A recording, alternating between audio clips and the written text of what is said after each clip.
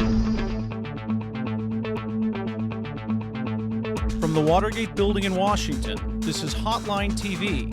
Now hear Hotline editors Amy Walter and John Mercurio.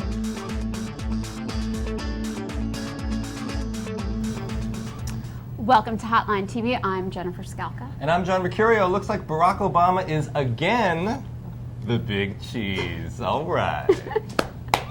All right, he won his 9th and 10th straight wins in Wisconsin and Hawaii last night. Exit polls from last night showed Obama's support increasing in demographic groups that even 2 weeks ago had made up Hillary Clinton's base.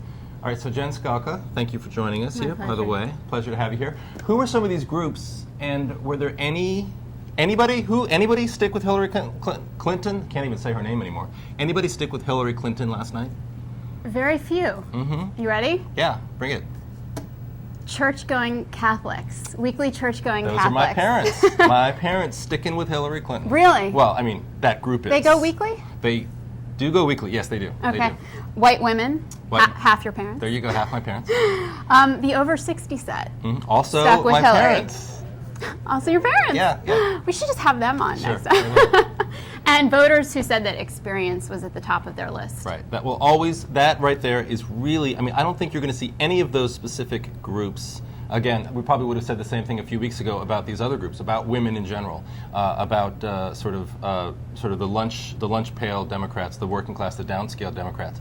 But we would have said a few weeks ago that those formed the core of her base. But now, as we see in Wisconsin, she lost them. You saw it's really been a steady erosion. You saw a lot of inroads that he made in states like Maryland and Virginia last week, and now she's lost them completely. And I think it spells not such good news for her in Ohio, where she's hoping to do quite well. Ohio and Wisconsin actually quite parallel in a lot of ways. Same number of white voters, blue-collar voters, college-educated voters, so the profile is somewhat similar, and twice as many African Americans in Ohio as in Wisconsin, so he has an advantage there. Interesting. Yeah. So is it even possible at this point for her to say, all right, I'm not going to win Ohio, I'm just going to focus on Texas? Or she has to really win both? I mean, she can't come out of March 4th without 2 big wins. Big wins, big margins, right? 58% or 60%, people are saying it has to be racked up. Yeah. All right. Yeah. So I have a question for you, John. Yeah. What was up with Obama starting his speech in the middle of Hillary's speech? How'd that work for you? It did remind me, at least for a second, of that debate in New Hampshire on ABC before the New Hampshire primary, where he looked at her and he didn't even look at her. He said, "You're likable." Wow. It was rude. It was rude. It was rude when McCain did it to Romney after Florida and after South Carolina, and it's rude when Obama does it to Hillary. There's a lot of coordination or lack of coordination that goes on between the campaigns to make sure that they try to coordinate.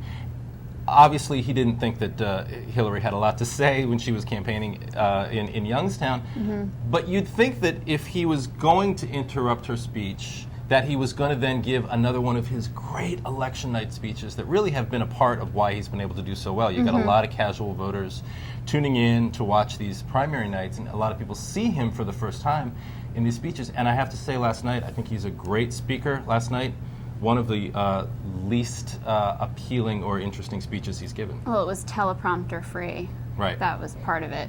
He likes to have his words written out for him. Insert plagiarism joke Oh, here. gosh. Well, do you think it's equally as rude that she didn't congratulate him, which seems to be a pattern at this point? Sure, absolutely. I think, well, they have not really made it. She made a habit, I think, in fact, she didn't last night even reference anything. She was sort of living in her own little netherworld.